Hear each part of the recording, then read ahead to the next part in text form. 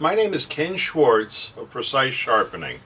Today I'm going to demonstrate a most unusual knife. I call this the thinking man's knife, and I'll explain why. This knife was made by my good friend Reich, who is just an exquisite knife maker, and I want to go over some of the thoughts that went into making this knife. I only begin to describe some of the items in this knife. So it is a neck knife. One of the things you'll see is the lanyard is adjustable. You can increase or decrease it with a knot. Nice little feature. Makes it easy to get it on and off. It's in a Kydex sheath, which makes it extremely easy to use. It also disappears very nicely under a shirt, so it can be very unobtrusive. If you're right-handed, you can grip the knife with your right hand very quickly to deploy it. Also, in the same position with your left hand, by pressing on it, you can grip it with the left hand. So it's ambidextrous just as it sits. Now, some of the very interesting things about it, I'm particularly in love with the handle design on this. In addition to the liners and the very nice pins, I love the ergonomics of this knife. And one of the interesting things is when you look at a hand, you can spread your fingers very easily when your hand is fully extended. So the muscles in between the bones of the hand allow you to do this. When you have a closed fist, because the hand actually is more like a ray rather than parallel fingers, you can't spread your fingers on a closed fist.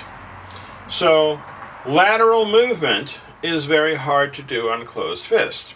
So when you hold a knife in its position like this, the pinky, fifth finger, fits into this base and is a rock-solid grip.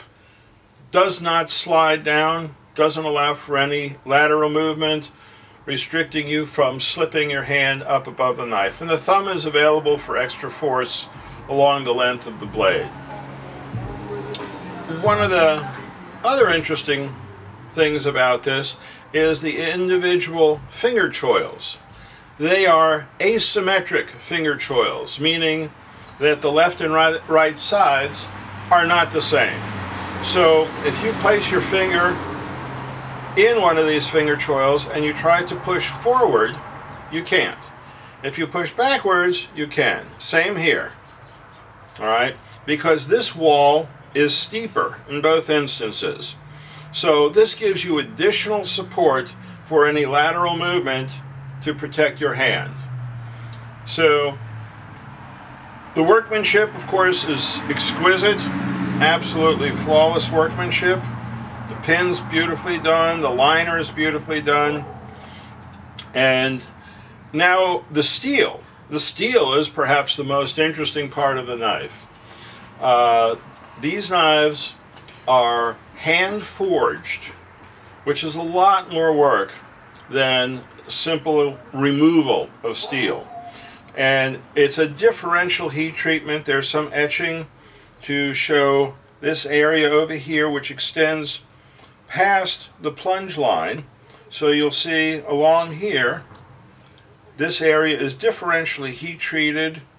The entire knife is forged out of a single piece of steel.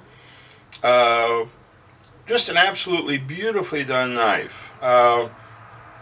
One of the things I really like about this knife is that it's so easy to wear. I have it on me all the time.